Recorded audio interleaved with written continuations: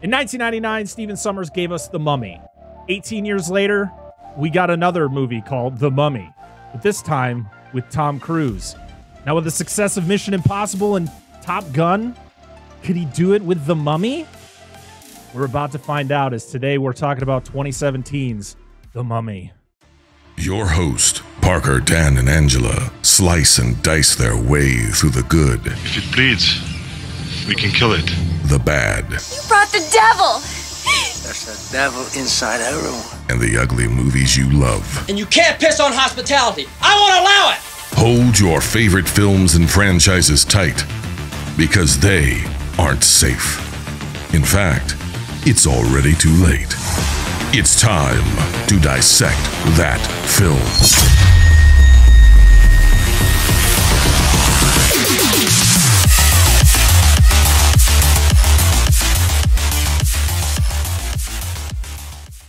What's going on, everybody? Welcome back to Dissect That Film, where we talk about the good, the bad, and the ugly of cinema. I am your host, Brad Parker. Joining me, as always, is my wonderful co-host, Dan and Angela of DNA Gaming. Hello. And once again, back to talk about a movie that most people hate, but the last time we loved it. Will it happen again? We shall see. We have our good friend, Old Man Brad, back once again. What's going on, Brad? Hello. I don't know if I should be excited or offended that I got this movie. I don't know. We'll see. We'll find out. We'll see what I think. Listen, I asked you. You said yes. So it's true. It's on you. It's true. It is on me. You could have said no. This is just showing how people, like, I feel like people actually like us, where they're like, yeah, we'll come on your show to talk about a shitty movie. I'm happy to be back. I will come back for whatever. I'm not gonna lie, I don't remember what movie you were on last for. League of Extraordinary Gentlemen. Oh, that's right. That's right. I was like, I couldn't remember either. Another Universal-ish monsters based. Oh, yeah. I'm sensing a theme here. But did that one do it better? Well, let's see. I mean, I had the cock ripper. So before we get into our history with this movie, and I know that a couple of us don't have a history with this movie, Brad, what is your history with? Actually, I just said before we talk about your history. So actually, tell us about your podcast, Old Man Brad, because the last time you were on the show, you were part of a different show. I won't mention them by name, but I mean, you can mention them. It's not like I hate those guys. Like they're still rolling along. I'm gonna stand my ground. It was another show. Now you're doing your own thing. Old Man Brad, tell us all about Old Man Brad, formerly of the Cinema Guys. They're still rolling their own thing. But Old Man Brad is a horror podcast where I review horror movies, new, old, whatever. I talk to filmmakers and bring people in, like Brett's talked to. I mean, we've had some interesting movies we've talked about. Let's just say that. And I just have fun. That's all it's all about. We just have fun podcasting. So that's absolutely. That's what it's all about. That's why we do it. Yeah. It ain't about the money. Yeah. I ain't getting rich. No, I'm not making anything doing this. I just like talking about movies with my friends. Exactly. Aw, we're friends. I hope so. And now I get to talk Really about weird 2017's The Mummy. Yeah, because I know Dan and Angela don't have a history with this movie. They already told me. So the only history I have is I know there's apparently a fairly good Metroidvania based on this. Really? Like a Mummy remake or I remaster. do remember seeing that. Yeah, I actually might check that out if I can find it. Yeah, that I didn't It's on know. Steam. It's on Steam. It's like $20, and I was like, I've watched people speedrun this. I was like, I have to play this fucking game. I don't know dick about the movie at this point, so I'm just like, all right. I mean, my only history is I didn't see it in the theater. I saw it when it was released on home video originally, and I mean, the biggest thing that I remember from it is the scene that was released online without all the audio of Tom Cruise. Just like, I am definitely going to be posting that on TikTok. That is going to be a TikTok video on I Dissect That Film channel. So keep an eye on it, because I've seen it one time and I was laughing the entire time. What is this? Is it better than movie? I don't know. We haven't got into that yet. Nope, sure haven't. My history is I did not see this in theater because I was not excited about Tom Cruise being in a Mummy movie. Tom Cruise is an action star. He is. Like he is, you know, with the Mission Impossible movies, which I love, and Top Gun Maverick, which came out, of course, a few years after this. But like, he's an action star who really thrives in action movies. I don't want The Mummy to be an action movie. I want, like, yes, the 99 one is an action movie, but you also had a lot of really fun characters that kind of help support the action and the horror part of that movie. Here's my thing with Tom Cruise, all right? History aside, I've only seen this movie once, and to be honest, I think after watching it, from what I remember, I was like, it was a movie. It was something. Like, I didn't hate it. I didn't love it. I was kind of in the middle, like, it has good elements, but we'll talk more about that later. What I want to talk about is my thoughts on Tom Cruise. Tom Cruise is not a good actor on his own.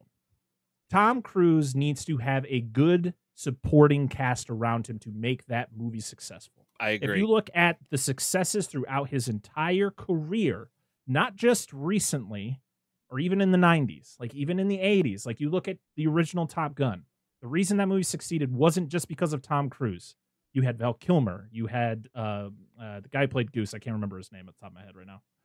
But you had like good supporting characters, even though that movie's really not that as well regarded as people might think. Days of Thunder, which we've covered on the show. He had Robert Duvall.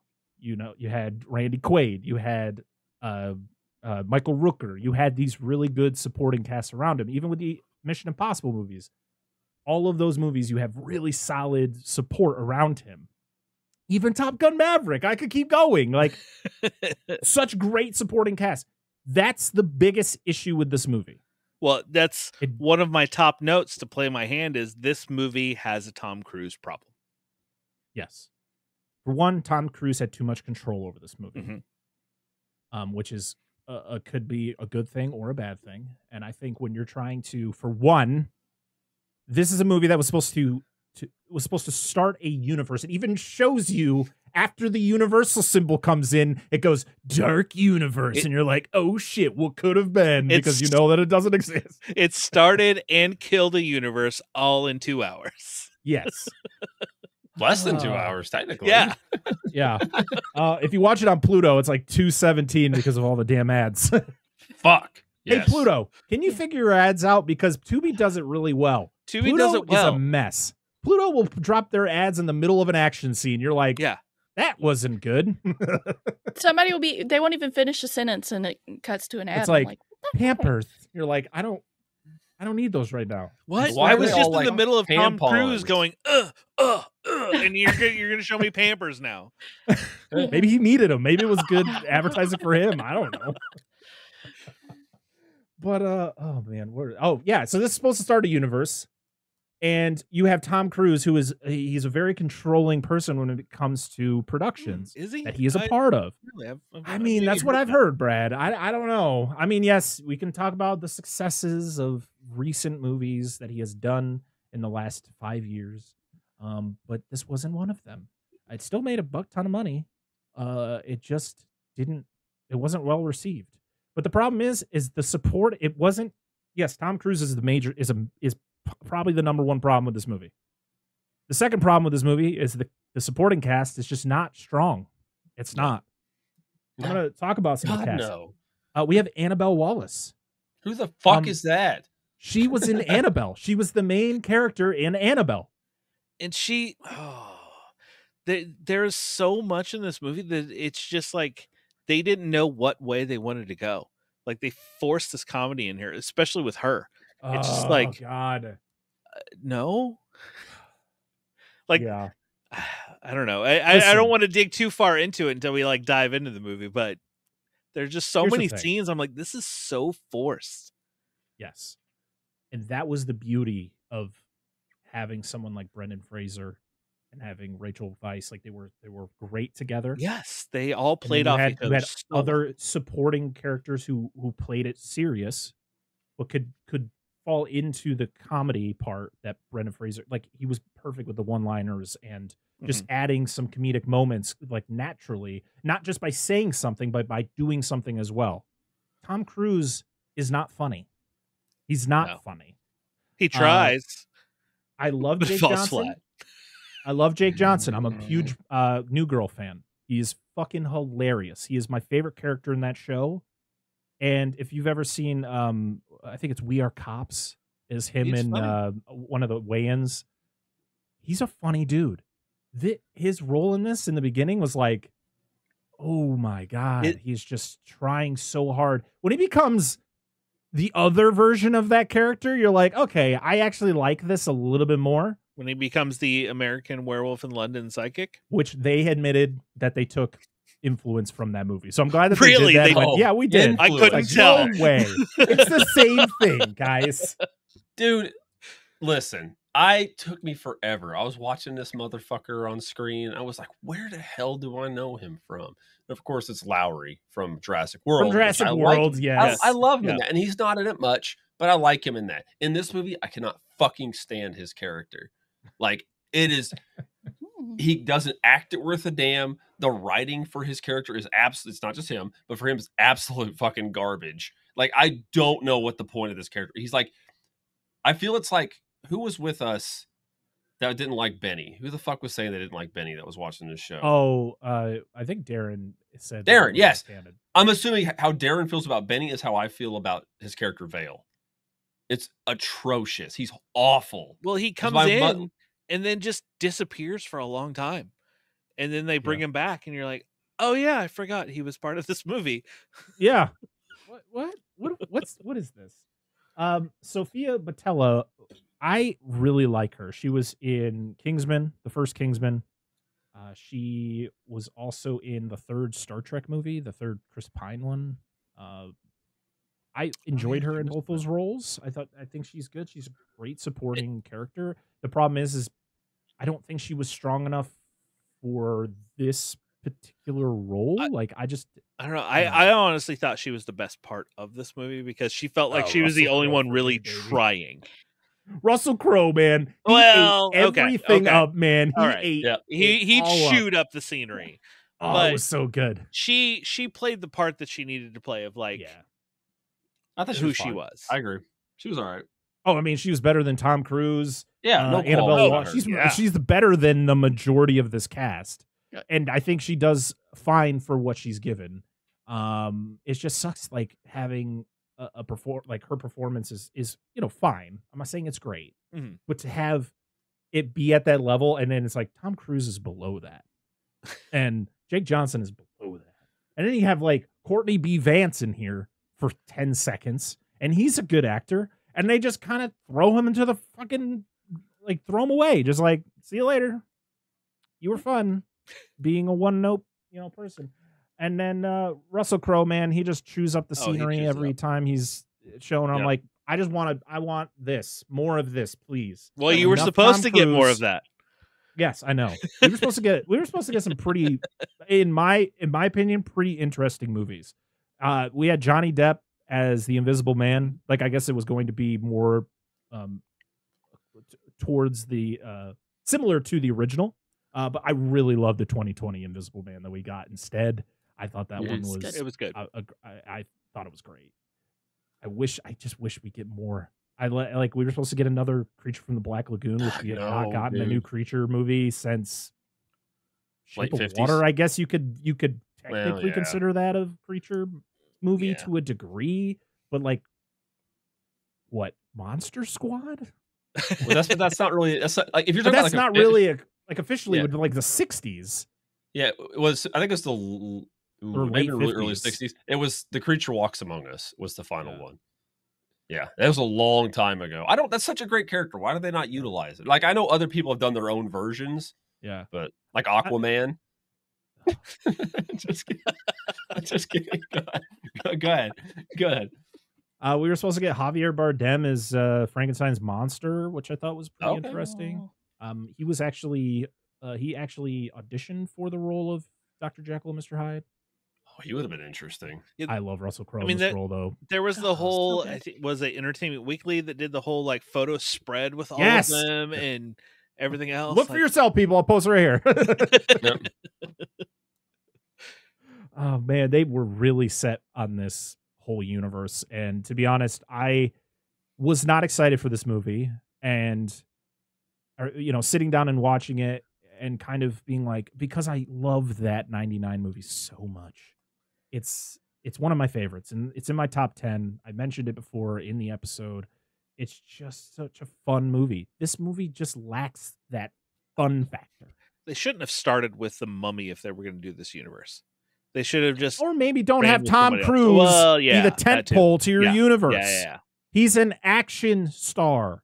He's like this. This is not. This shouldn't be an action. I mean, yes, the 99 movie is an action movie, But it was filmed so well because it was filmed to kind of foreshadow I don't know words, but you know, it's supposed to be shots very similar Well, to you how had the action, original was. But it was a fun adventure, and all of the cast just played off each other so well Yes. that it worked. This I would have just accepted did not work. I would have accepted filmed competently as an answer. That would be yeah, fine. that too. It'd be fine, Parker. I'm just fucking with you, dude. That's fine. I like that too. But so let's go through some of the cast and crew. We already went through the cast, but let's go through some of the crew. It was directed by Alex Kurtzman, who has kind of been behind all of the Star Trek movies and TV shows. Wasn't he up behind until some of the present day. Transformer movies too? Yes, he co-wrote the first two Transformers movies. He also co-wrote The Amazing Spider-Man 2, which we all know how much people love that movie. I do. It's fun. It's fun. He had uncredited writing on Watchmen, which I love. He also wrote Mission Impossible 3, so there's your Tom Cruise connection. That's one of my favorites of the series, but you had a JJ influence there, so that kind of helped. I like J.J. Abrams. I don't know why people hate him. Oh wait, Star Wars. That's right. Should have known.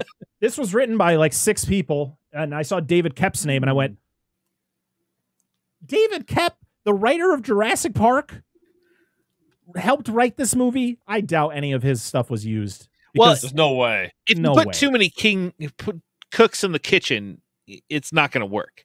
And if you have 6 writers 100%. on this, of course it's gonna something's gonna mess up. Of course, Tom Cruise had to bring in Christopher McQuarrie, who's literally directed and helped wrote the last 4 Mission Impossible movies. So He's there like, it you worked go. on Mission Impossible. Can you do it here?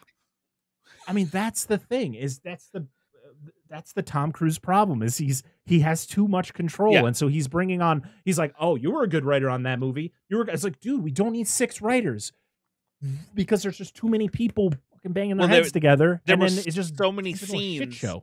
So many scenes that just felt like he was trying to do a Mission Impossible scene. Like, oh, this worked in Mission Impossible. Yeah. Let's do it here. No, this is something completely different. It's a different kind of movie, dude. Yeah. Relax. 100%. The effects were done by ILM again. Actually, I think they were done by 4 different effects studios, but I saw ILM in the credits and I went, oh, you poor bastards. Yep. What's happening? They did the effects for The Mummy 99 and The Mummy Returns, but they didn't do the effects for the third Mummy. We talked about that last week. The Mummy goes to the Himalayas. Yes. The Mummy fights a Yeti. Yeah. It's true facts. It happens. Well, ILM probably just went, hey, we already have the cloud face. We'll just go ahead and throw it in here again. Oh, yes. A little callback. Well, there's a few callbacks to the 99 movie. Yeah, there are. Damn, the sarcasm. Yes. Out of you.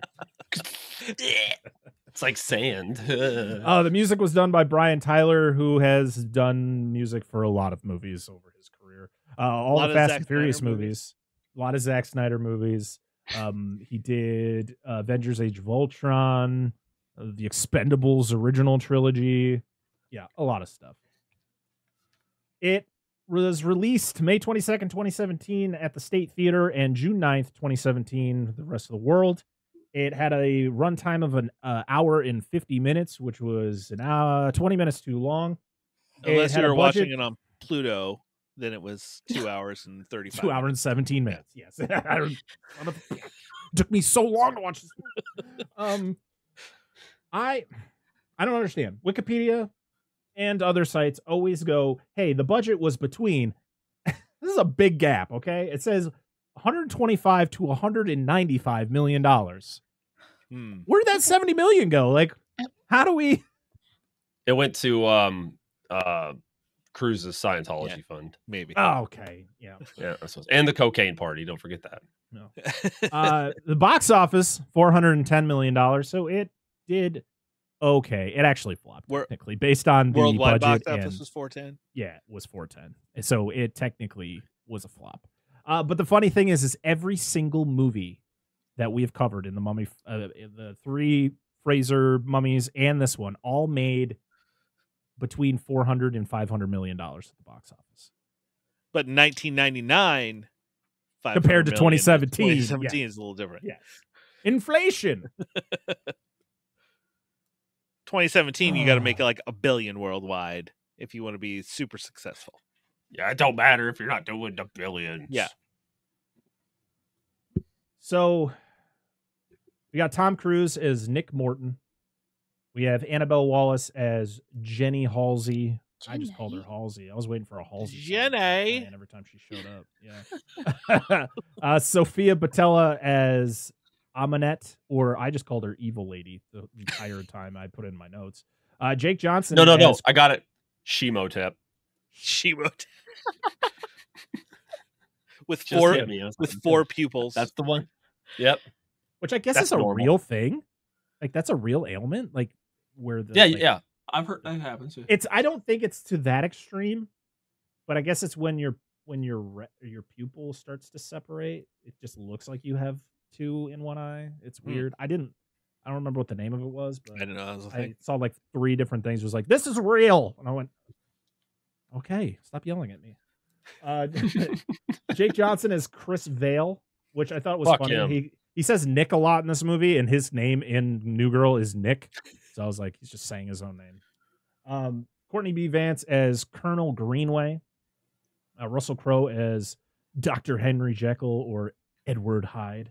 Marwan Kenzari as Malik, which was I think Jekyll's like right-hand man there. And Javier Botet was Set, which I was like, that makes sense. Every time I see a spangly man walking around, yep, which is the scene in the beginning, I was like, that's got to be Javier Botet. He is the only man who could make that look so good. Oh, man. To be honest, I did not look up a lot of facts on this movie because it was just exhausting and I just didn't care. I think we covered most of what was important with the Dark Universe and all that stuff. I guess a lot of people liked working with Tom Cruise. That's all I saw. I saw that Sophia Botella was a huge fan of working with Tom Cruise. He taught her a lot about doing her own stunts. Same with Annabelle Wallace. I guess he was very helpful with kind of getting everybody in shape for their roles and the possibility of doing a lot of their own stunts. Because Jake Johnson was very excited to sign on to this movie because of the fact he was going to work with Tom Cruise. Then he read the script and saw a lot of the stunts he was going to be doing himself and got cold feet. And Tom Cruise was kind of like, "It's okay, big guy, I'll help you." And he was like, "Thanks, Mr. Cruise." And he broke both of his legs. Just kidding. Yeah. Well, if you guys are ready, I'm ready to hop into the plot of The Mummy. Let's do it. 2017. Is there really a big plot to The Mummy 2017? I mean, I have 4 pages of notes, so I always got to drag it out. Just give us the Cliff Notes version, dude. It'll be fine.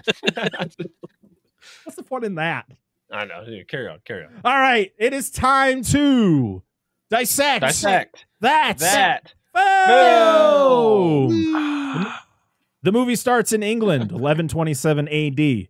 And the dude's getting buried in a coffin where the coffin lid looks like the dude who's getting buried. And I'm always confused by that. I'm like, do we really need to know what he looked like? I feel like there's probably a painting of him somewhere. I don't know. It's weird. And then we're in England, present day. Oh, I should have probably mentioned the fact that there was a red jewel that was buried with this guy, because that will be in. Oh yeah, that is important. It's a cherry Jolly Rancher. It's fine. It is foreshadowing, Brett. Foreshadowing. Yes, you're using the word correctly. I didn't use the word correctly when I used it because I'm not good with words. I'm surprised I can do a podcast. I'm surprised people listen to the podcast with how stupid I sound. I don't know about you sounding stupid, but I'm surprised people listen to this podcast. Carry on. Wait. Hey, we got to keep it real here, okay? Yeah. We're in England, present day, and they are digging a tunnel for a new train, I think, or a subway system in England, and they find these Crusader Knights who I guess invaded Egypt in the Second Crusades, because that plays, there's important things that happen with that because they invaded Egypt and that's where they got the jewel, and that's where, because everything comes back to the Crusades. Yes. You know. I didn't even know there was a Crusades Part 2, The Search for More Money. I had no idea this was a thing. Like, have we not done a trilogy The yet? Crusades, aka, what are we doing? Yeah, exactly. Believe in God or I will stab you. No. Now we just use governments as a proxy. You got oil, Yes. we want it. Yes. Yeah. Crusades Part 3. Oh man. Russell Crowe shows up and he's like, I like this. This is gonna be good.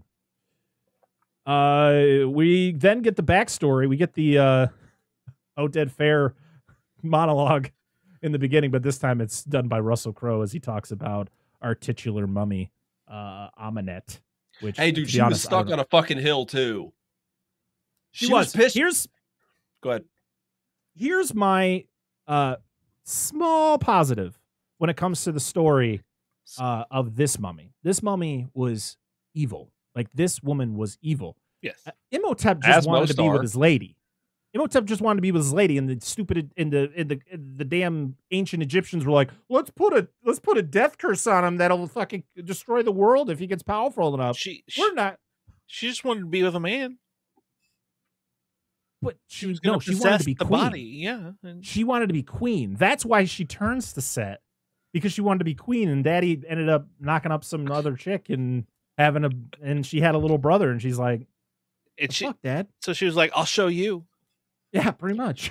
This just feels like a modern, like, no offense, modern, like, CW show. Like, woman gets cut out of the will. She's not the inheritor anymore. Now she's gonna fuck some people up. That's TV the thing. That style. shit happened a lot, and not just ancient Egypt, in just the ancient world. It was like, yes, I'm gonna be the next ruler, and it's like, sorry, I just knocked up this other chick, and you got a brother, and it's like, what? Oh yeah, because you're a girl. It goes to the boy now. You're like, son of a bitch. Kid just off the baby. I mean, a lot of babies died back then really fast. It was. I'm not like, no jokes, like 100%. Yeah. So we get a very similar opening to like the story of Imhotep, where it's like she turns to Set to kind of become more powerful, and then she's going to transfer Set into a human body, which you kind of don't get that idea in the beginning. You're not told that initially. But she kills her dad. She kills her baby brother. I'm like, oh, you killed your baby brother? Fuck, man, that sucks. And then she gets the evil. You get to see her eyes change, and you're like, oh, this chick is just the double pupils, and it's like, yeah. oh, she's evil now. And she's got all the tattoos going up too, which is a real thing called polychoria. I just Angela looked it up. Yeah, she's doing the research. I mean, that scene was cool, where all the tattoos were coming up her arm. Yeah, that's neat. Cool. Dude, they're like borderline titty in like the opening of this. Like, I mean, really, like we got some cheeks. You got some mad cheek, and even from the side, like our son's watching. I was like I know this is PG-13. Like, we've seen it before in these kind of movies. Like, how far are they going with this? Do we need to cover his eyes? Like I know, like, sir. But of course, she's cock-blocked as she's about to finish the ritual, and so is he. Always what happens. Yeah, he's like, oh man, he was all ready. He wasn't scared. He was the wrong person. He's like, stab me. To be honest, I think he was going to orgasm right as the blade was about to hit him. He was just like, oh, just like a but he gets penetrated by the wrong person here, and he's like, this isn't what I signed up for. And then the ghost chariot comes in. Yep. No. I'm sorry. Okay, I never talked about this in the first one. When you see him go, his like bodies, like spirits, like going away. I just think of like a rave party, like. It's Imhotep's being dragged away. It's Anubis is. It's like a rave club for ghosts. Anyway. So here's the thing that makes more sense in this one than the curse on Imhotep. So Imhotep is given the curse of the what the hell is it called? Humdai, right? Yeah. Which is the ancient Egyptians gave him this curse. Mm. Like he wasn't powerful before they buried him alive and gave him the Humdai. She becomes evil, so she has powers now, and then they catch her. and then they mummify her alive, which doesn't make sense because you can't be mummified alive because you would be killed if you were mummified because they got to do all the Correct process. So that statement made no sense. I was like, you can't be mummified alive. Liars. Buried alive, maybe. She was buried alive, right, and then stored somewhere, which we'll find out where in a little while. Under Mercury, because that's what keeps her. Yeah. The planet Mercury. So now we're in Mesopotamia, but then it has to say modern day Iraq, and I went, well, just say it's in Iraq, and then say formerly Mesopotamia, because that makes more sense when you're in the present day. What do we? You don't start off with because then I'm like, oh shit, why are we going back in time? But that's not what Tom Cruise wanted, so that's why they did it the other way. Right. You gotta keep throwing that out there to me, Brad, because I keep forgetting about Tom Cruise. Yeah. But Tom Cruise wants to find some treasure, and I think it's funny how they keep it like a mystery of who this mystery guy is out in the desert, and I'm like, it's fucking Tom Cruise. Like, why does this have to be a secret? It's Ardeth Bay. He's back. That's what we said. He's still alive. He'd be like 90 at this point because those movies took place in the 30s. Oh man, he's still on that dune. He's like, oh, why am I still here? It's just propped up. His horse is dead. He's just kind of like that. No, he's been dead. The horse is alive. He's been dead the whole time. But they just keep. They're like, he's an inspiration. We got to keep him alive. He's got to be on that dune. They just cycle horses out. Like, all right, this one's getting old. Let's put him on a different one. Like, you could just build a statue. No. This is more symbolic. Yeah. Got the little flurry things on his face. Oh, man. But in similar fashion to the 99 Mummy, we get a stolen map, which brings him into treasure. You have the sidekick who just goes, I don't like this. I don't want to be here. Oh, this is a bad idea. Blah, blah, blah. And it's like, where's your sense of adventure? And I went, this sounds awful. So we're going to roll in so they can shoot us. Yes. It just becomes an action scene to be an action scene. It makes literally no fucking sense why this is going on. And it's just annoying. So, but if you didn't have the missile strike, then you wouldn't have found the rest.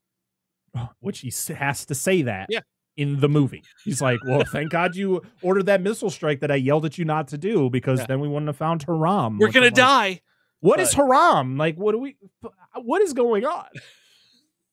So they find the face of Scary Lady, but they don't know who it is yet. And then a lady shows up and slaps Nick across the face, and I went, oh, great. We're going to have a stupid love story here that literally makes no sense because Tom Cruise's character in this movie is unlikable the entire time. There is no redeeming factor, no redemption factor, I should say, because, again, words are hard for me. He sucks. He's just a terribly written character. I don't think Tom Cruise, I think in every contract, there are two things. He has to run at some point within the movie. You got to see the Tom Cruise run. And he has to have some female character that he has to try to pursue through the movie. There has to be that. I think those are the two things. If he's in a movie, he's like, okay, I need these two, and then whatever. Yes. Also, like, for instance, in Top Gun Maverick, I could believe slightly that Tom Cruise and Jennifer Connelly could be a thing. They seemed pretty close. Probably the closest I've seen to a female character being believably attracted to Tom Cruise. But Maverick's a better character than this. Oh, 100%. Yeah.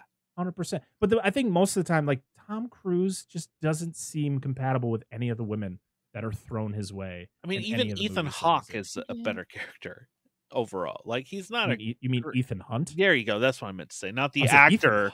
Not the actor. He's been a character this whole time.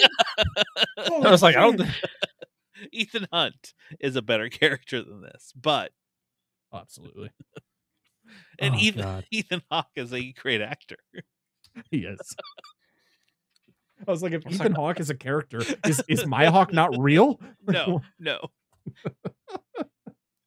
But yeah, we have to get the whole thing where she slaps him in the face, and then she said that she slept with him, and he's embarrassed. He only lasts 15 seconds. And I'm like, and I'm sitting there going, what are we doing here? Like, this is so stupid. It's part of the forced humor.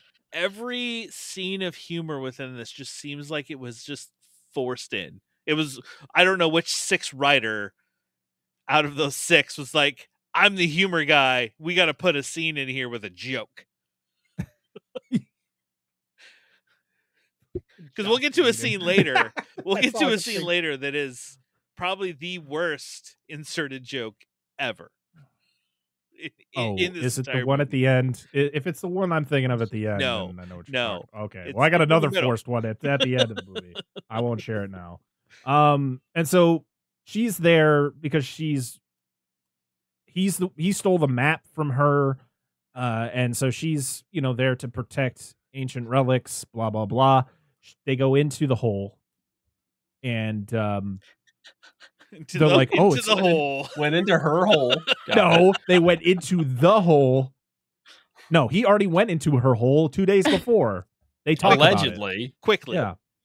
Yes, 15 seconds. That's all it lasted. And to be honest, never mind. They're like, "Oh wow, this is Egyptian shit on the walls, and we're in Iraq, which used to be Mesopotamia. That's like 1,000 miles apart from each other. Why would this be here?" And I went, "Why are you still talking? Shut up." And do you like how they go into the hole at first, and you're like, "Oh, it's only like a 25-foot drop." Then it turns into a chasm that's like 300 feet deep, and you're like, "Yeah, this is normal." What?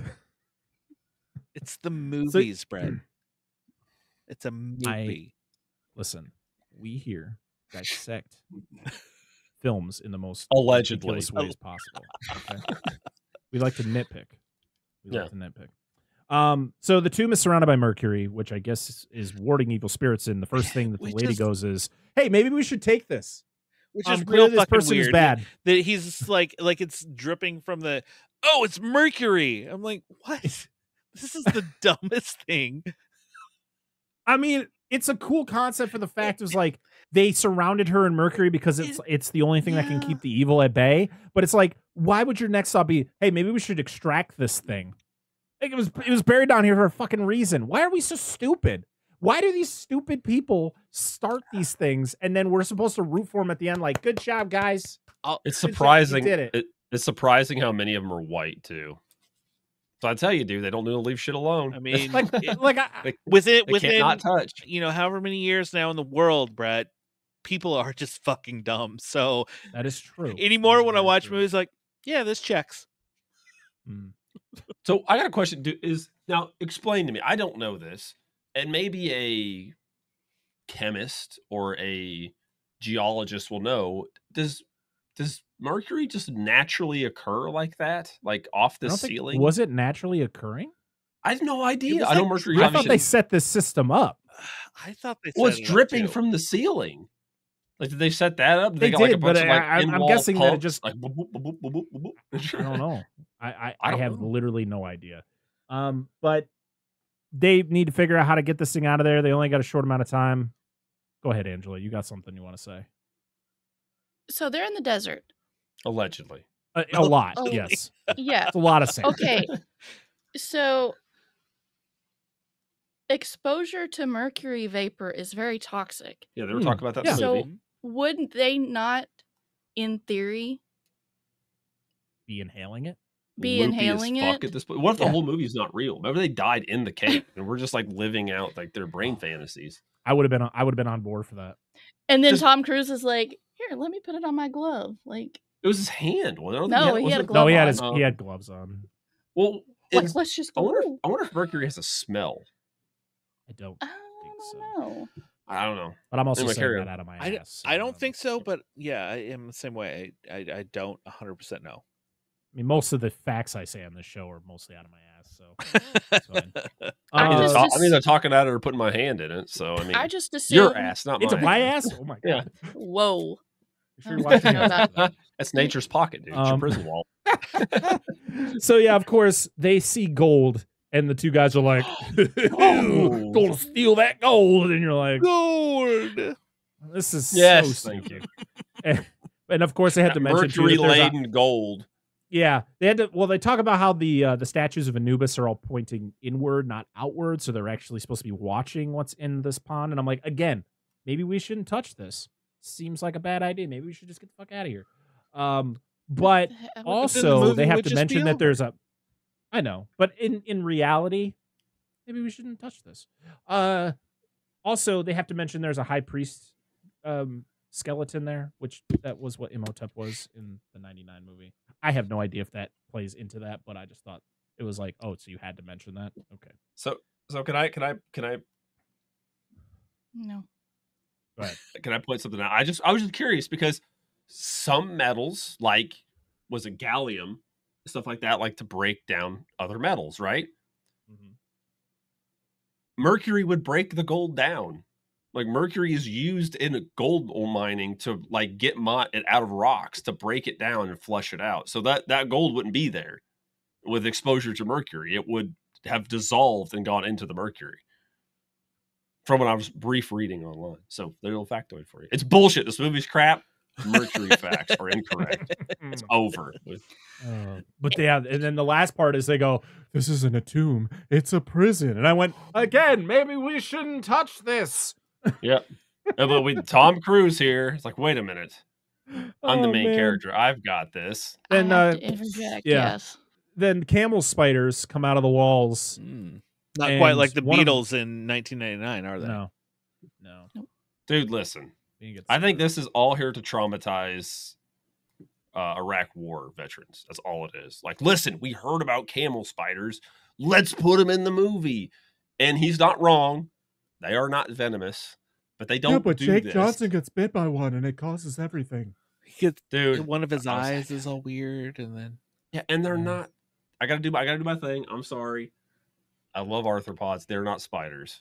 They're a different lineage that are not spiders. So there's much of a spider as a fox is a dog. So there you go. Wait, foxes are dogs? I don't know what people look at like that looks like a spider. Well, a fox resembles a dog. Is it a dog? Fuck no. No. Sorry, they're a different lineage. They're sulfugids. My favorite one is when people get coyotes and dogs mixed up. I punch them motherfuckers. Coyotes? Yeah. Like just right hand wrestle them to the ground. Sure. No, I don't know. I've heard stories. To Dan's Coyote Wrestling League. We wrestle coyotes every That's all we had to do back in Nebraska. You were either fishing, growing corn, or wrestling coyotes. That's all you were doing. On the next episode of Dissect That Film, Dan's wrestling a coyote. The whole review, he's got a coyote in a chokehold. It's like, I'll get you for eating my hot dogs. It's like a chewed up pack of Fairberries over there. If you know, you know. So Nick's having visions because of the mercury. Yes, that is really why he's having the visions. They get to the top. They get back up. They pull the sarcophagus out. It's actually cool. I like the design of the sarcophagus.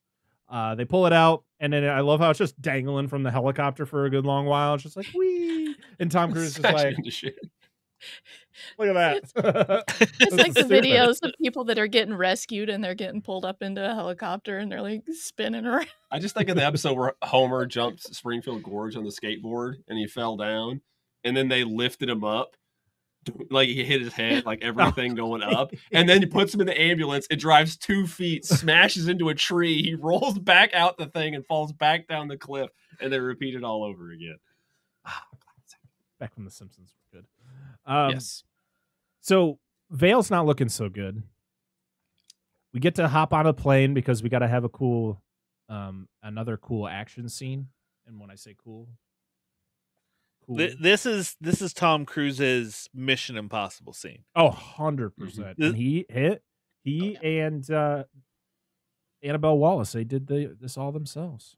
I think other actors did as well, but I know that they were like the only ones who didn't get sick from this whole breakdown. And this is the scene that you'll show everybody because they posted it without the audio and the music. It's just their reactions. Which is probably better than anything in this movie. Oh, man.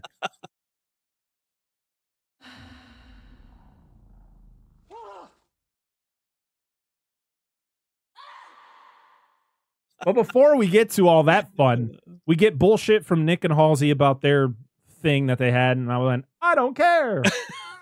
Vale just dies. He's just laying there, and you just see his eye just fold up into his head, and he's dead. You're like, exposition, whatever. Keep going. Yeah. He's like, I don't feel so good, Mr. Stark. It's just who knew sun spiders and Mercury were a deadly combination? What? Nick has another vision, and then he wakes up from the vision, and Vale is stabbing Greenway because he's like sitting there like carving at the sarcophagus, and then he goes up and he just fucking stabs him a couple times, and then shit just hits the fan. They kill again. They kill Vale, and then they go to where the pilots are, and they're like, "What the hell is that?" And it's just a flock of birds just fly into the plane, causing chaos, and it causes the plane to start to, start spinning. Spinning. It's going down. So we got this zero G shit going on with big action scene around the plane. Shit's blowing up. Things are happening. Yeah, and then the door opens, and he opens the parachute, shooting her out. I'm like, I feel like she probably would have broke on that. Guess what? Tom Cruise dies. Or does he? He gets everything he deserves. Yeah. So after that, Nick wakes up in the morgue in a body bag. And no one questions how he's alive. No. They walk in, and Tom Cruise goes, "Who's in charge here?" And the guy raises his hand, but no one's going, "How are you alive? You're dead. You were in a plane crash, and you were in a body bag. How long were you in that bag?" You were in a plane crash, but yet your body is still okay. Because that thing states that she's like, "How do you have no?" Well, she states that she's like, "You don't have any scratches or anything." So that kind of plays into it. He would have been a pancake. Yeah, in several pieces. Multiple pieces. Maybe because of the curse, he was able to like morph back into his normal body again. Listen, no one questions anything in this movie. So. Yes, that was except for us watching it. The camel spiders come out and sew him back together. There you go. That's what it was. That's all. We got you, Mr. Cruise. All the way to Europe. Turns him into a Frankenstein monster, and I'm like, okay, what movie are we watching? They're all the animals from Disney movies. It has to be. It has to. It's all the forest creatures from Snow White. Yeah. I just want this movie. I want a supercut of this film. Right.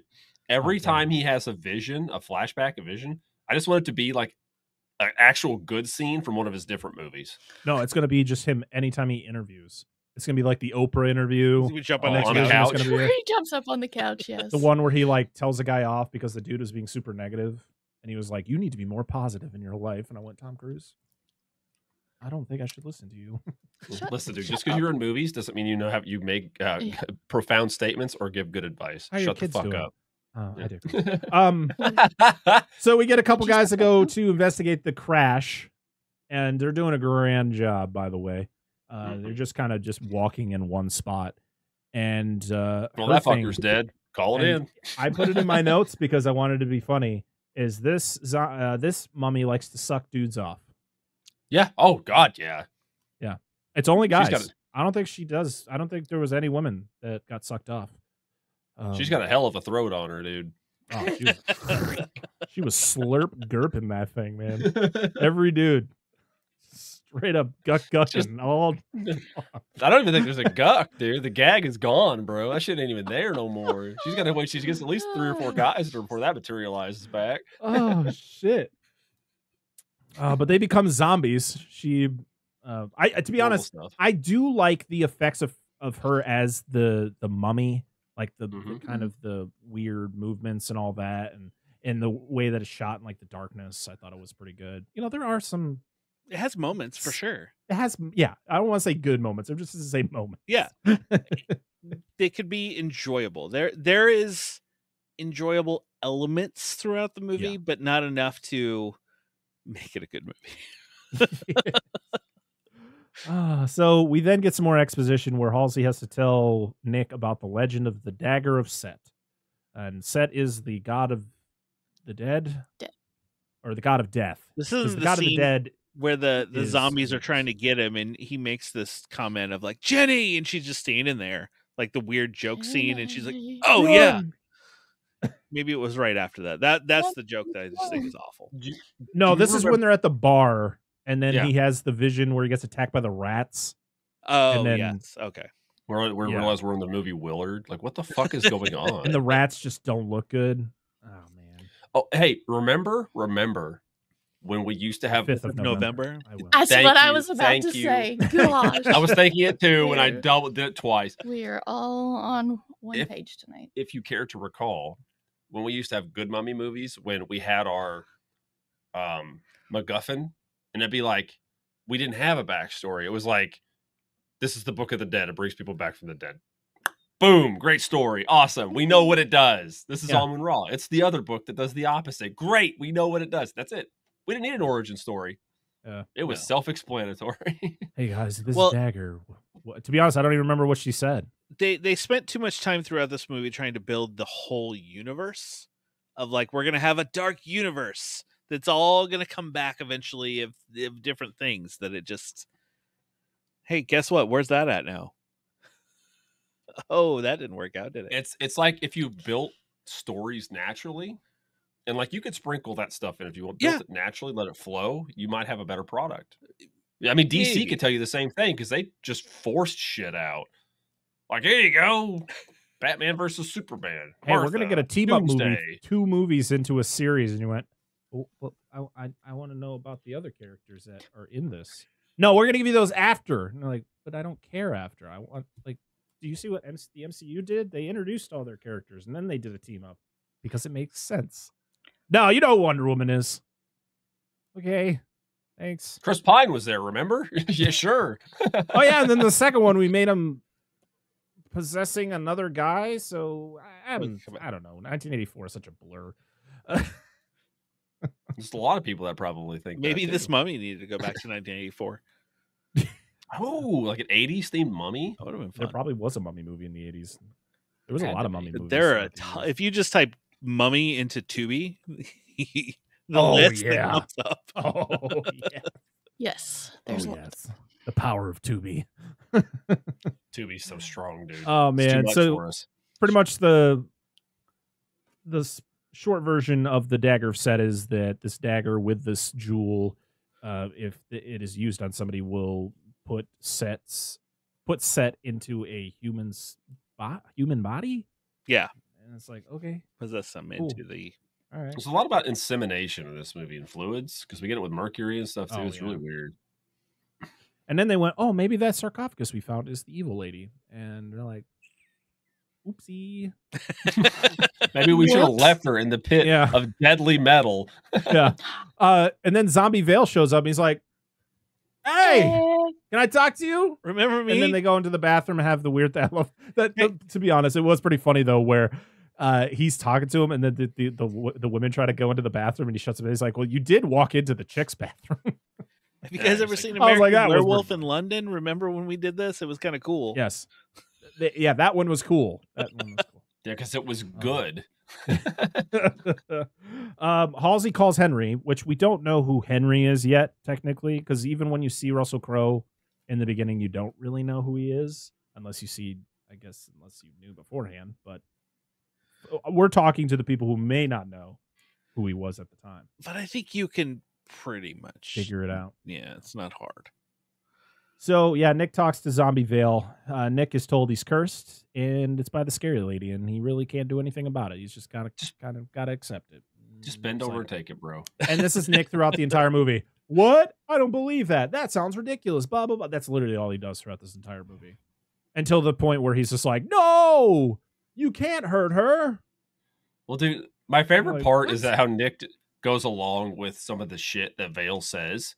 Even though, like, he's even clearly mentioned, like, prior to, like, multiple interactions with him, and this is not a fucking spoiler, that he's being manipulated too. Like, why would you not think your dead fucking friend would be the same way? Yeah. Like, just let it happen, dude. Just do it. Just fuck the broad, man. Don't worry about it, dude. Just do what she says, and then she'll let you go.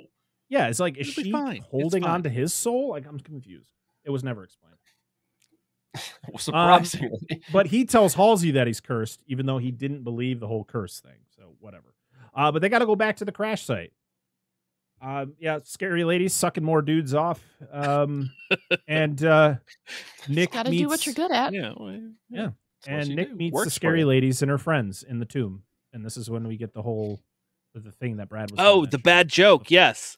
Yeah. Where he's like, Jenny, and she's just standing there. and it's supposed to be. I think you're supposed to laugh. I think, but it's. I didn't know. I think this scene is going on a little too long. I feel like that they turn the camera on her, and she's like, "Oh fuck, I'm supposed to. I got a line. Shit." And he just goes, "Run!" Yeah, it was so just strange. Yes. But we also got the tickling too, because she's like feeling him up and like puts his shirt up, and he's like, There's so much in this movie, no. so much that's just odd. You're just like, this is just weird. Yeah. It's just there's so many connotations to him, like having something done against his will, and then he like tickles and laughs about it. I'm like, this is really awkward. Yes. This is really, really awkward. We had to get the comedic fight scene too, where he's like punching through the zombie guys, and he's getting his arm and legs stuck in him, and I'm like, I think I'm supposed to be laughing at this, but Tom Cruise just isn't selling it for me. No, because he's not funny. He's not funny. I like how these recently deceased men are just essentially powder. It's just like, and like just hit, and they get their bones and everything. I mean, she powder. sucked them off good. All the marrow, all of the it. Juices, every juice. There's no juice inside and out. No juice left. She's the legend of every college, you know. Oh God, she'd have to be. Did you hear about Shemotep? One time I had a rusty bumper and had Shemotep come over. It's like brand new. Oh God.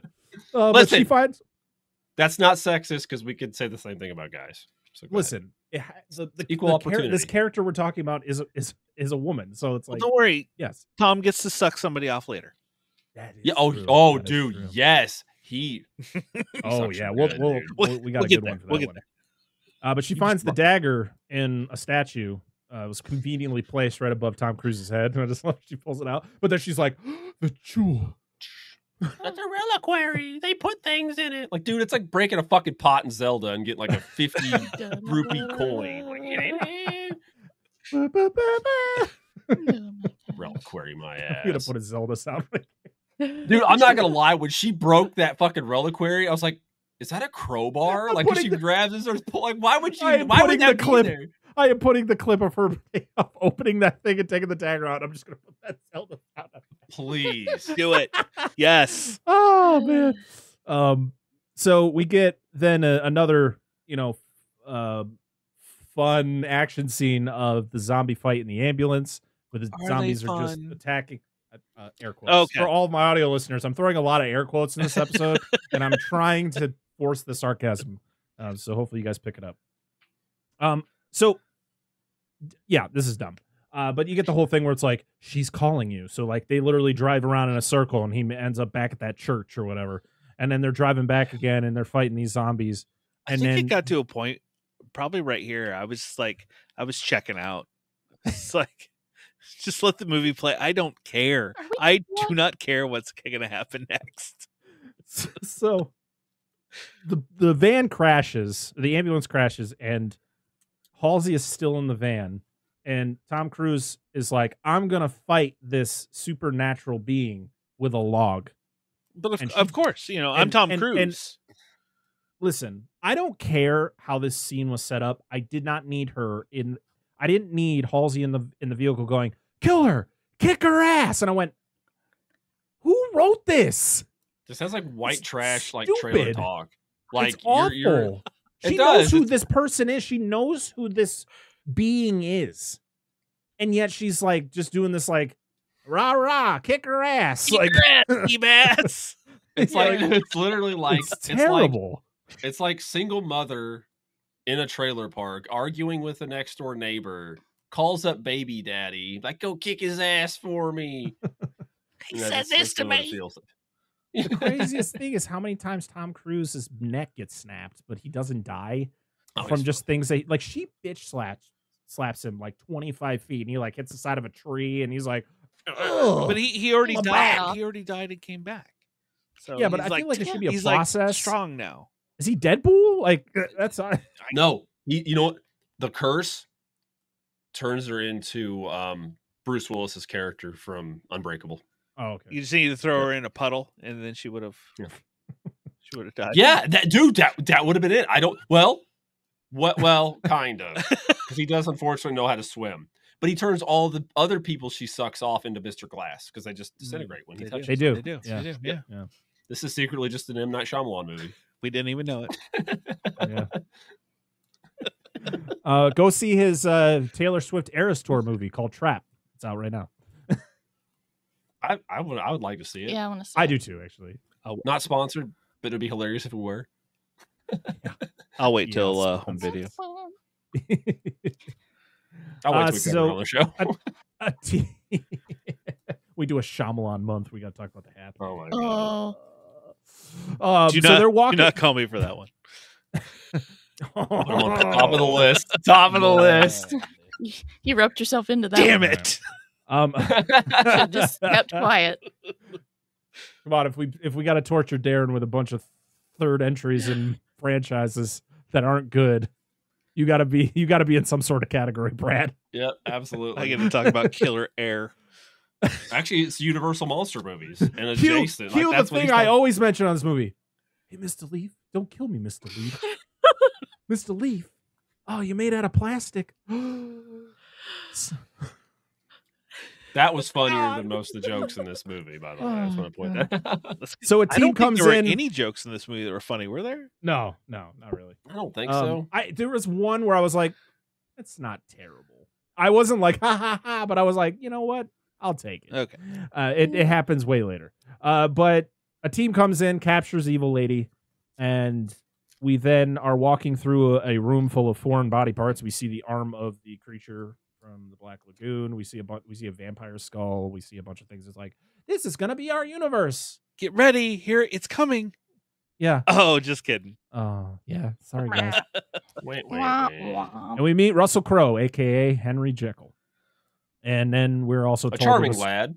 Yeah, and we're also told he tells the story of his own ailment, but in like, what would this be? The third person?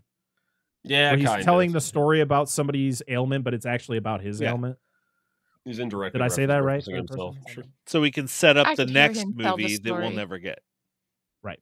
Yeah. That's So the unfortunate part. The organization he runs is called Prodigium. Don't remember that name because it really doesn't come into play, other than he says it. It references where it comes from, something to do with Latin, but it's... Oh, yeah, it's like Monstrum Dei. It's like something to do with killing monsters or fighting monsters or whatever. I think it's a metal band from the 80s. It's fine. Yeah. And the Invisible Man was there the whole time. You just didn't know it. Just jerking it in the corner. Hey, that's the great thing about the Invisible Man. You never see it. Just don't make noise. They only hear the splashes on the floor. You just, that and like a really silent whimper, like, oh. Somebody's like, damn it, he got it in the mercury again. He's like, did you guys hear that? What just happened?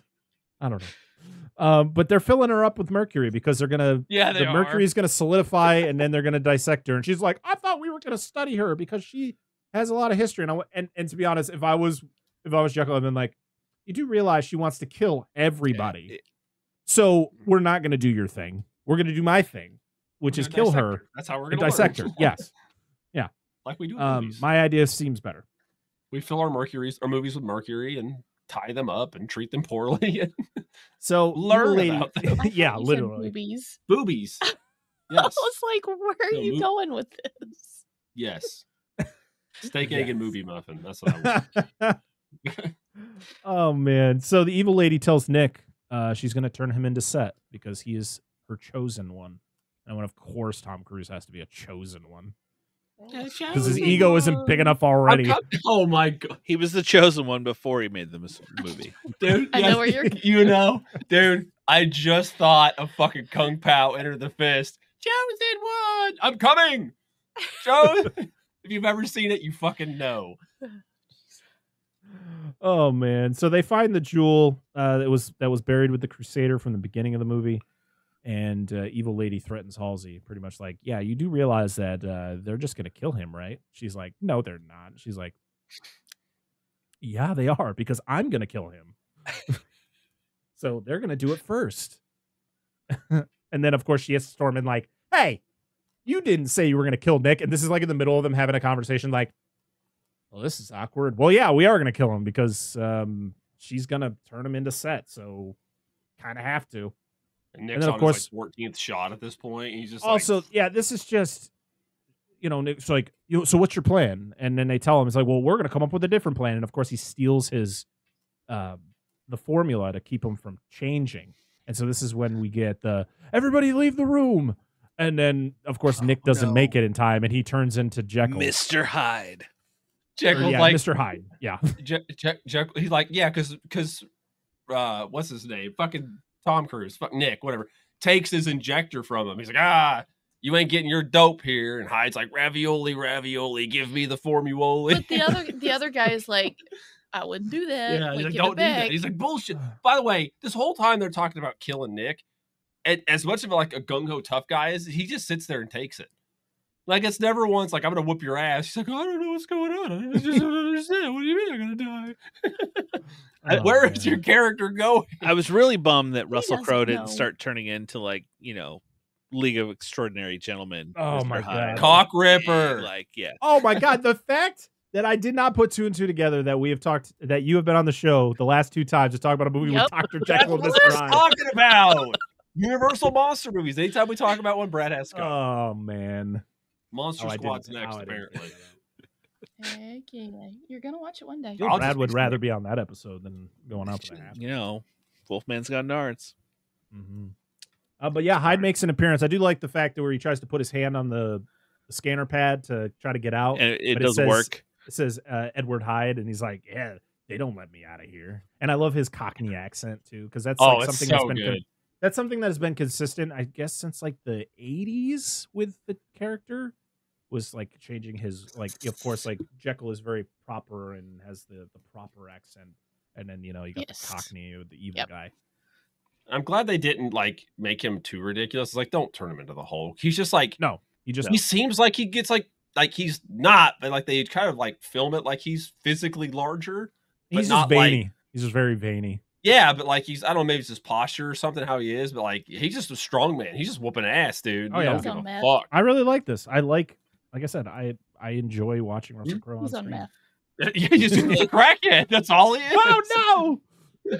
I would be excited to see the Dr. Jekyll and Mr. Hyde movie with him. But yeah, I would. And just ignore this movie. Just have completely new, just bring Russell Crowe back. I mean, listen, I've always enjoyed Russell Crowe. Have you guys seen Unhinged? Yes. Where it's like a road rage movie where he's the guy doing the road rage. Yeah, I've heard of it. Watch it. It's an experience. Not as good as the Pope's Exorcist, where he has a moped. Or The Exorcism. I haven't seen that one yet. I haven't either. To be honest, I haven't even seen the whole Pope's Exorcist. So, but during all of this, the evil lady hatches a plan, an escape plan, as the Mercury gets stopped because a spider crawls into a dude's ear and turns him on her side. And I forgot about then attacks the grid and shuts everything down, and then she I think at this point anything that happened I just kind of rolled my eyes and was like, whatever. Also this Mercury throw up just looked terrible.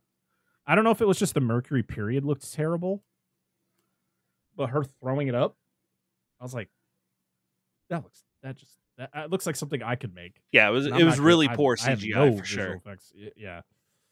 I mean, dude dealt with the spider on his face better than I would have. I'd have been like flailing around trying to get it off. On his face, or it like crawled up his neck and then crawled into his ear. Yeah, I would have been like, oh yeah, me too. I'd have been like dancing around trying to get it off. No, I get one bug on me, and the rest of the night I'm like constantly doing it. Like, I just feel. I had a mosquito on my arm earlier, and I'm like, keep looking for it. So Hyde is defeated, and while that fight is happening on the other side of the wall, out of a technicality, Halsey is fighting his helper, and he gets knocked out with the Book of Mun-Ra from The Mummy 99. Yep. And I went, okay, that's cool. Cool, man. I was like, that's the book. Man. We were talking about it. I was like, that's the book. But I do like when he stabs Hyde and he's changing back to Jekyll, and he's like, very good, very good. But yeah, the evil lady escapes. We also had to get the whole thing where they run into a back room. He's like, where do we get out? I don't know. And I was like, why? so much added crap. Get ready, so we're gonna have a a Tom Cruise run scene here soon. I think it's right now. Yeah, because she summons the sands of Egypt. The sands and the face in the sand. Well, we have to get all of the smashed glass in the museum and them running in front of the sand that's going through the museum. I'm guessing severely injuring a lot of the patrons of this museum. No, not at all.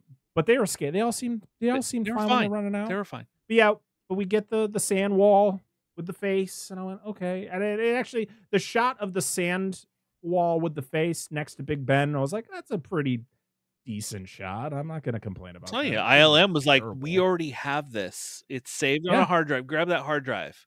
We just got to slightly color it a little different, and yeah, we got it. Make it look like her. I mean, it's not as female filter. Up the resolution. Yeah, we're good. Bingo. But also, it was nowhere near as cool as the 99 one because at least something happened there. It was like, we just need Tom Cruise to run. Yeah, the 99 one, at least the face was trying to get them. This one they're like flying in a plane. You got Winston flying that shit. You got freaking Ardeth Bay like freaking smiling his ass off as he's flying on the wing. And Jonathan screaming. That Arnold was fun. Arnold Vosloo looks like he's gonna take the big bite out of the biggest fucking hamburger he's ever seen. Like, give me some of that shit, dude. It's my favorite. I love it, man. It's so good. Yeah, this is just literally sand wall face over. Tom Cruise running. I do like something. I did realize something, and I don't know if this was their intent. And I thought this was kind of neat that when she does, like, I'm going to do the sand thing. A majority of that's just broken glass. Yeah. Because that's where glass, I mean, people don't know this. Glass comes from sand. What? Yeah. But not everybody knows that. But I thought that was kind of a neat thing. I was like, that would just cut the living shit out of everybody. Yeah. But anyway. I totally agree. But we're also talking about this movie. So. Mm-hmm. All right. Also, at this point, we're like, just end. Yeah. Vale shows back up though. We got Vale. We're not done with Vale because Vale's back, and his dialogue in this scene sounds very 80 yard, and it's really distracting because it's just so much louder than everything else. And I went, what happened? As distracting as his CG'd face. Yeah, I don't know. Just too practical, guys. It just looks better. Yeah, just do makeup. It's not like it was like super intricate. Just put a fucking contact. Like, to be honest, if you had to do some digital stuff for his eyes so you didn't have to use a contact, yeah, whatever. Cool. But like, you're telling me he couldn't do makeup work? Yeah, he's pale. Just paint him and add a few prosthetics, and you're good. Yeah, you'd be fine. They did it in 1982 with fucking. Or 1981 with American Werewolf in London. That was fucking 45 years ago. Like, what are we talking about? I mean, you're copying baby this, stuff, so dude. just, go for it. Baby's first effect work, dude. Come on. So she awakens the dead, which means all of the dead people in London wake up and go to the tunnels and start. Bring out your dead. But I'm not dead yet. Oh, man. So she gets the stone. And oh shit! Yay! The evil lady the evil lady takes Jenny. Jenny. I made so many. Do you know what love is? Baby, don't hurt me. And then I sang the Jenny's number. Tom Cruise looked at her and was like, "I was running." Run, Forrest, run. Run, Tom, run. I always do. Nick. So she takes Jenny, swims away. Tom Cruise swims, gets attacked by zombies underneath the water. And then when he comes back up, Jenny's dead. Like, she's waterlogged. Oh, she dead. She's really pale. I don't know how you get... Do you get that pale that fast when you die? I don't think so. Death works? I don't know. It does. You just get bloated. Why did she have to drown her? Why did she just ice her? Like she did anybody else? Why don't she suck her off? They didn't want any. Have the proper appendage. It's too gay for Tom Cruise. I can't have that in my movie. It had to be. You can't have woman on woman action. Unbelievable. So Nick's getting slapped around, and I went, I actually enjoy this because I get to watch Tom Cruise get slapped around. But then you get the thing where she has him around the neck, and he goes, it's just not going to work for us. It's not me, it's you. And I went, ha ha ha. Are you breaking up with me? Good one, Tom. Yep. Did you write this line? Yeah. And then, of course, you get the whole thing where it's like he steals. I don't know how he takes the fucking dagger from her. She's holding it in her hand. Bro, remember how he's a thief. Yeah. He was gonna This is steal a very bunch of vague stuff fact at the beginning. established at the You're telling me the supernatural being doesn't realize this shit? Remember when we were talking about foreshadowing earlier? Yeah, when I knew how to use the word. Came back around 2 hours and 50 minutes later. Remember? Yeah, we go back to our this conversation with Jenny. He's quick dick Nick. Yeah. I mean, he's got them fast hands, dude. He does. Brad said he wasn't paying attention, but yeah, he paid attention in this part. So Nick steals the dagger and he ends up stabbing himself, which then puts the soul of Set into him. So he can suck her off. Oh, yeah, he sucks her off real good. For a man supposedly like this straight Dude, he macho sucks her man, off he's to the got point that she folds into the fetal position when her fucking final form happens, and she's gonna have to. She had listen, a huge orgasm. She's gonna have to explain that shit to people in the afterlife. Like, somebody get her some lotion and some water. This girl is dehydrated. She needs some milk. Oh, she needs some milk. Oh my god. But I love though that Nick so Nick has Set in him now to like 1-on-1, man. They're fucking touching tips now. And so he has the power to bring people back to life. And he goes over to her. He goes over to Jenny, who he now is in love with. The forced fucking relationships in these movies are so baffling. But he goes up to her and he's like, Jenny, I'm so sorry, Jenny. And then he screams at her with the scary face, and that wakes her up. And I went, really? Okay. And we then get the whole thing in the shadows where he's like, I don't know who I am. Stay away from me. I'm dangerous. And I'm like, you do know who you are. You're Set because they talked about it 14 times in this fucking movie. And he brings his buddy back so they can go on more adventures. This is a precursor to Morbius. Oh god. What's worse? Don't look at me. Madam Web's worse. I want to watch that hammered. It's the only way to watch it. I really just want to sit. To be honest, I want to do a commentary track on Madam Web. Oh please! Can we have a drunk movie night? Yes, absolutely, Madam Web. There we go. Why? So we're now back in the desert. And Nick brought Vale back to life, which, to be honest, I think the first time I saw this movie, I thought Vale was still dead. He was just following Nick around. I wish he was just a corpse on him. I really wish he was still just, he was just zombie Vale the whole time. But no, I guess he brought him back to life. But by the time he brings him back to life, wouldn't he just be like a corpse? I guess he could bring him back to the point where he's fully formed. Sure, he's a god, I guess. But Nick is a new man and a god. Fine. And they're heading to Egypt because they're riding. Is Nick summoning this fucking sandstorm? Yeah. Does he have that power? Yeah, so they got the sandstorm behind him where they're riding their horses. Yeah. And all I hear is ba-da-da. Yes, that's what I'm like in my head. If they added that at the end of this movie while they're riding in front of that sandstorm, I would have been like, the best ending of a movie ever. You would be like 5 stars. Yeah, and then it cuts to Anubis's the rave club, and she's like explaining to people how she got sucked off and died by it. Like, wow, great all powerful sorceress. Whatever.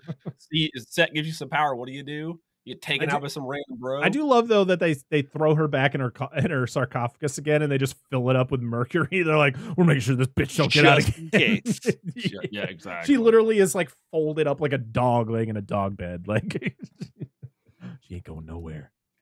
And then you get the final line from Jekyll where he's like, sometimes you need a monster to fight a monster. And then you get the music in this movie is so just forgettable. And like Tyler Bates has some great scores in his career. This one's not it. No.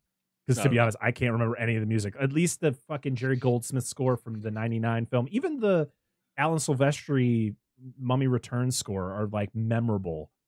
This movie, not so much. There's really nothing about this movie that's memorable. No, that will be the last time I ever watch this movie. Yeah, I'll never have to watch it again. All right, I think a collective. Actually, you know what? I want to hear first about Angela's final thoughts on this movie. All right, let's hear it. Was it terrible? No. Would I watch it again? No. Stop looking at me like that. Is where on the scale is it? It's a movie. Is it there, or is it above or below that? It's a little bit above because I love Russell Crowe. Like, I loved his Jekyll and Hyde. Yeah, we need more of it. But I could also listen to him read the encyclopedia and then thoroughly enjoy it. He's another Idris Elba to me. I could listen to him just talk. He could say the alphabet and I'd be like, okay, we're good. I liked what's her name? Mummy lady? Yeah, Amanat. I loved her makeup.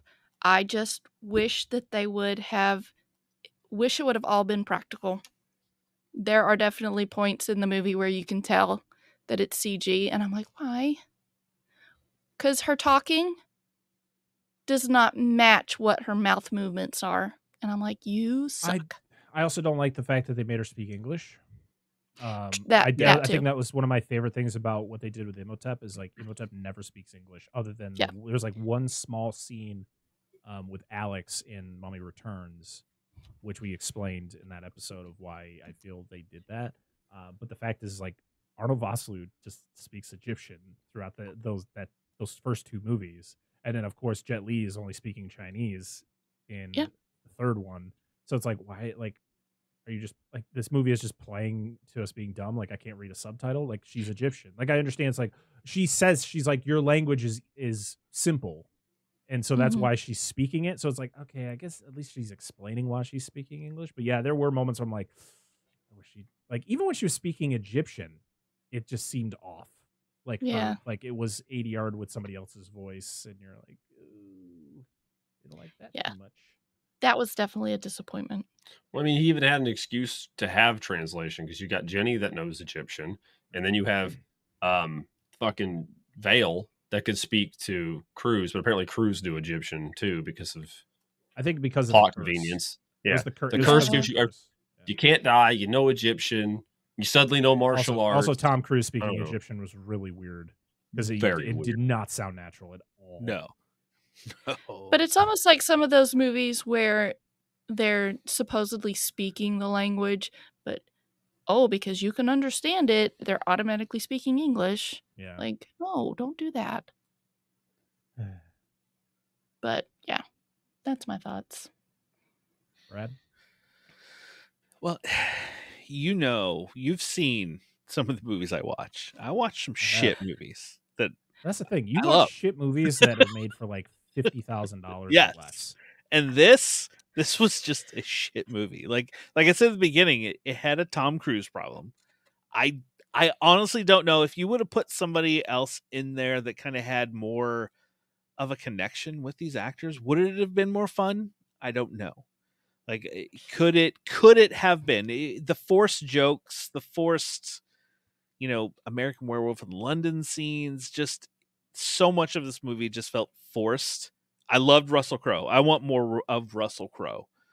But overall, like, this movie just like sucked. It got to a point like I don't care. If this movie ends right now, I don't care. Are you mad that we got this instead of a fourth Brendan Fraser? Yes. Absolutely. I love the other three. Even because that was what was supposed to happen. Yeah. We were supposed to get a Aztecs mummy film with I think Brendan Fraser was definitely back. I think the son from the third one was coming back, who we mentioned I hated him in that movie, so that would have sucked. And John Hannah was supposed to be back. So as long as we didn't get Scorpion King CGI, I mean, I'm fine with that. Listen, we talked about the Scorpion King CGI. But no, I don't want to go into it again. I probably will, unless forced, I will never watch this movie again. Dan? I think everything up until we get to Prodigium, I didn't like. Like, not that it was necessarily like made from a terrible standpoint, because obviously there's a lot of money put in this, but like I complained about earlier, the writing for some of the characters was fucking weak. The timing and shit was terrible for jokes. And like I just didn't know. It was some of the acting, like you would assume like some of these actors would do a better job, and it just like was just the whole thing just felt off the beginning half of the movie. When we got to the Prodigiums thing, and I think like we've all pretty much said here, is this Russell Crowe is Dr. Jekyll, and I love that. Like that's when I like gave more of a shit about the movie. We got into this, and you kind of got like the whole climactic ending thing, and then I was more relevant. And it's a shame because when I was watching that point, I was kind of like, I wish we got one more just to see like where they were going with it. And it's a damn shame that literally the beginning half of the movie was so fucking bad that it just ruined it. Because I mean, that's what most people are going to judge it on. Like I sat through it this long. Like, what the fuck? When's something going to happen? Yeah. And while the second half wasn't anything masterful, it was at least decent enough most of the time that I was like, okay, well, like what's going on here? And I like, Amanette. Like I thought she was okay as like our villain. I wasn't like, it's not the first female mummy villain we had anyway in the lineage of the show. So it wasn't nothing precedent. Like I'm glad they mix it up, but she was fine. She was just an evil character. It wasn't like we talked about Imhotep, who had different motives. She was just like, I'm evil. He becomes evil because of his motives and how it kind of all went down, where she's just like, I can't be queen. I'm going to turn to the dark side. Yeah. Yeah, and like I didn't think her origin was that great to begin with anyway. She didn't get her hand cut off though. No, exactly. But that's I don't really have anything more else to say that you guys have said. No intentions to watch this movie unless we like revisit it for some fucking sick, twisted reason. But there's a lot of other mummy movies you could probably watch instead of this that are good. Yeah. So I'd pass on it. Yeah, this movie was just uninspiring. It wasn't fun. Tom Cruise was the biggest issue for me. He didn't fit what they were trying to tell on screen. It was just like, oh, yep, that's Tom Cruise. And that was about it. I didn't believe anything that was going on. I said in the beginning I wasn't a big fan of Amanette, but I guess she definitely was one of the highlights of this movie when there wasn't many highlights. It was her and Russell Crowe. Russell Crowe, of course, being a lot of fun just in the short amount of time you get to see him on screen, kind of giving that exposition dump to a universe that we're never gonna get. Listen, if you want to try again, please bring back Russell Crowe to continue being that character. They've transitioned the Dark Universe to Universal Studios. It's going to be the new park, part of the park. Yeah. Interesting. Let us show you what could have been. Yeah. If only Tom Cruise didn't exist. Yeah, this is a listen, I used to be very cynical when it came to bad movies. But this movie is bad. Like this is just a bad movie that they spent way too much money on to give us just generic garbage. Yeah. Oh yeah. And if somebody was like, "Hey," and I never tell people not to watch a movie. Like if you have a curiosity and like, man, I know they didn't like it, but I really just want to see it for myself. I'm not going to tell you don't do it. Listen, we just mentioned the fact that I really want to watch Madam Web just for that morbid. I know it's going to be a bad time. It's the whole reason I watched it. So some of those times you just gotta if you're gonna expect a bad movie, at least have fun with it. Grab some drinks, hang out with hang out with a buddy and just sit and watch a bad movie and have a good time. So I'm not gonna say don't watch this movie. Check it out if you can. It's currently on Pluto. If you want to check it out, Pluto, please. With odd place commercials, but yeah. I would not say buy this movie. I would say if you can find it on a streaming service. I'm surprised this movie isn't on Tubi. I think it was actually not that long ago. I think it came off of Tubi. It probably was a few months back. But yeah, it's just for me. I'm never watching this movie again. I will never own this movie. This movie is just not it, and it's definitely. I definitely wanted to cover this movie for the fact that I had only seen it once, and the fact that Dan and Angela had never seen it, and I just was like, is it really as bad as people say it is? Yes. And you covered all the other ones, so it's kind of like you had to. Well, there's a lot of movies. We didn't cover. We're not covering the original 32 film. There's a shit ton of Mummy movies, but I just wanted to get this one out of the way, and I really wanted to know if, like, is this truly as bad as people say? And to be honest, it is. Yeah, it really is. Well, now that we've all shared our thoughts, our final thoughts on the movie, so yeah, now we're gonna go over to social media and see what you all had to say about The Mummy 2017. So first, we're gonna go over to Twitter/X, where we got Twitter. Only one, or Twitter. Yeah, just call Twitter. It will never not be Twitter. Or as my good buddy BP from the Let's Talk Horror channel calls it, Twix. At nostalgic_pod says, "Wow, fair play. Yeah, this was bad. I've only seen this once, and funny enough, the only two things I like and remember from this film was Russell Crowe as Dr. Jekyll and Mr. Hyde, and the Book of the Dead cameo Easter egg. Apart from that, not great. I actually prefer the Dracula movie. Yes, Dracula Untold was supposed to be the start of the Dark Universe, but they were like, nah, Tom Cruise. That's going to be our tent pole. And then they kind of erased Dracula Untold because it was supposed to be part of the universe, and it was going to tie into the Mummy. But then they're like, Luke Evans, we don't care about you. Well, and now they're like to be just on. Now we're just secretly kind of doing movies like Voyage of the Demeter and Abigail. Yep. Like, look, we have these properties. We're gonna just kind of tease it a little bit with them. Yep. Over on Instagram, we got a couple. Our first one is from K_Scalen653. Said, I still have never seen this one. Enter at your own risk. That's all. It's on Pluto if you want to watch it. It's on Pluto for free. Watch it once. Movie Fanatic 4500 said, it's a fun film to watch and had some potential. However, they just tried way too hard to make it a cinematic universe instead of sticking to the story they had. If they removed the Jekyll and Hyde and the whole bit of Nick becoming supernatural himself, then this could have been so much better. Keep the story grounded and expand as you go on with future single-character movies. I think this could really have helped it.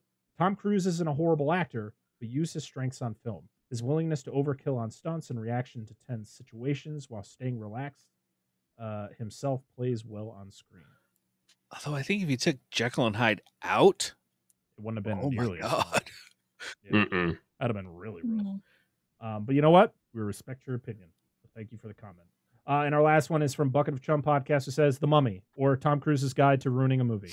He needs to stick to Top Gun and Mission Impossible. Truth. Very, very true. We could not agree. Well, that's it, everybody.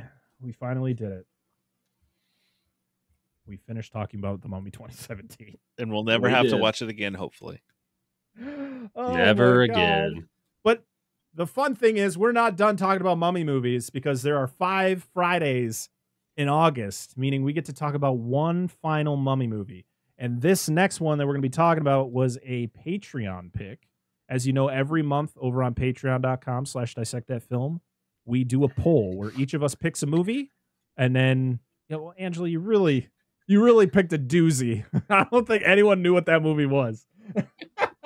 But yeah, we each choose a movie, and on Patreon, you guys get to vote on it. Pretty much every tier, even the free tiers, get to vote on the movie we get to cover at the end of the month. So our 3 options were, Angela's was Frankenstein versus the Mummy from 2015, which I think is like a very, it was directed by, who was it directed by? It's directed by somebody who's done some good movies since then. Okay. Like, I've seen it. I've seen it up. Angela's gonna look into it. My pick was The Mummy from 1932, the original with Boris Karloff. And Dan's was August's winner, the movie we'll be talking about next week, and that is 1955's Abbott and Costello Meet the Mummy. And we're going to have a very special guest on to talk about it. We're going to be having official Joey C join us once again to talk about a classic, an absolute classic. So we had to end it on a good note. Okay, you can't end the month on The Mummy 2017. Okay, we got to end it on a fun movie. My pick was directed by the director for Terrifier 2. Yes, Damien Leone. Oh, Damien Leone. That's why I watched it. Oh my god, that's crazy. That's crazy. But yeah, we're very excited to bring Joey back on to talk about a movie, probably one of the oldest movies we've talked about on the show, other than movies we talked about in the Monster Zone. Yeah. Show, I was trying to think. I think it's possibly the oldest movie we've talked about. Other than Rodan, was that 1956? It was 56. So yeah, this will be the oldest. This will be the oldest movie we've covered.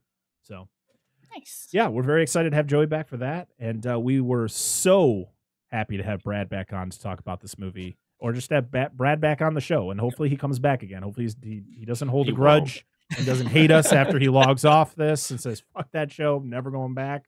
But Brad, we greatly appreciate you for being here, and please share with the world where they can find you and your wonderful show. No, I'm happy to come on anytime. Just don't call me for the happening. Well, here you're penciled in for that one. Whatever Universal monsters I guess you have next, since that seems to be my MO the last two. But no, I had a blast. But just search up Old Man Brad. I'm out there everywhere. You can find me, find the podcast. Although on Twitter, I guess I'm at To Be Tuesday, but because that's where I push To Be everything. To be. Hey Tubi, why isn't this man sponsored by you guys? I mean, they did send me some stickers. So there you go. Whoa, that's sweet. That's a step. It's step one, I guess, right? Yeah. But yeah, I have a blast. I have a blast talking to all my podcasting friends and just doing the show and everything else. I mean, I'm coming up on 8 years podcasting, and I'm having a blast. That's nice. Crazy. That's wild. We'll have to have you back for a redemption movie. Yeah, something. Definitely got to make sure Brad's redemption arc. Oh man! So yeah, everything, all the links for Brad and Old Man Brad, To Be Tuesday, all of that will be down in the description. So please check out everything that Brad does. He's got a lot of great content that I very much enjoy. As for us, you can find us on all the social media apps at Dissect That Film. You can find us at patreon.com/dissectthatfilm, where we now have a new price for a tier. You can now join at the $1 tier to get early access to episodes, to Core Line episodes, or have access to polls, to blooper reels when I remember to actually post those. And if you want to join us at our higher tier to have access to our Patreon exclusive series called The Monster Zone, which is a series hosted by Dan and Angela, where once a month we spin a wheel and we talk about a monster movie. It is now $3. We dropped it down. We want people to have the chance to check out the show. It's a lot of fun. And there might be some changes to it coming up in the future. And there is some potential new series coming up to celebrate a big giant lizard's birthday. Are you foreshadowing right now? Foreshadowing. Okay. Yes. Yeah. Yes. $3 is less money than it costs to get sucked off these days. So inflation. What a bargain. Remember, inflation. Yeah. Well, I mean, it's usually the opposite. We don't offer those services on Patreon. I want to apologize to anyone who subscribes to us thinking that is going to be a perk. Sorry, it's just not happening. I'm talking about other businesses that I have no knowledge of. Spicy accountants. And as I stated before, if you join at the free tier, you can have access to the polls that we do once a month. So you don't have to spend any money over at Patreon. You can just join at the free tier so you can, vote, because we want everyone to vote on those polls. So, and we feel Patreon is the best place to do them. So join us over there. And the people who have joined us over there are our wonderful patrons: Billy Joseph Jr., Corey Morissette, Andrew Schoening, Jason, Dustin from the Flicks and Friends podcast, and we have a new member of the Mark Wahlberg Book Club, our $3 tier. We have Daniel Collins. Thank you so much for joining us over there. You now have access to like 15 episodes of the Monster Zone and some future fun stuff we got coming up. Yeah. As for our other patrons, we have Angela and Dan from DNA Gaming. We have Doom Generation, Eric Stein, Robert Stewart, Rudy5453, the Baron's Hideout podcast, Paul Jansen, Dennis, Charles, the Bucket of Chum podcast, and official Joey C. So nice. Thank you to everybody who supports us over on Patreon. We appreciate you so much. But if you can't do that, what you can do is go to your favorite podcast apps and leave us 5 stars, because that really helps us. Leave us a review over on Apple Podcasts, Good Pods, wherever you can do that, or on Spotify, where you can just leave us 5 stars. You can leave comments over there on all the episodes, which is a cool new feature that Spotify has. So do that. It really helps us. And if you want to support us over on YouTube, we have a YouTube channel where you can watch all of these wonderful podcast episodes in video form, where you can see our faces. You can see us do crazy things. We might do some provocative motions, but it's all YouTube safe, at least until YouTube. I don't know. We're at youtube.com/dissect that film, where you can like, comment, and subscribe on the videos. Leave us comments, suggest some things in the comments. Tell us if we're good, bad, whatever. It's all cool. It's all free, which is great. So thank you very much. I think that's it, guys. I don't know. Am I missing something? I always feel like I'm missing something. So yeah, Abbott Costello meets the Mummy. That's next week. So that's going to be fun with official Joey C. Brad, we love you. Thank you so much for being here. Thank you for having me. Until next time, I am Brett Parker. That is Dan and Angela of DNA Gaming. And that is Old Man Brad. This has been another episode of Dissect That Film. And we'll see y'all again next time. Bye-bye. Bye.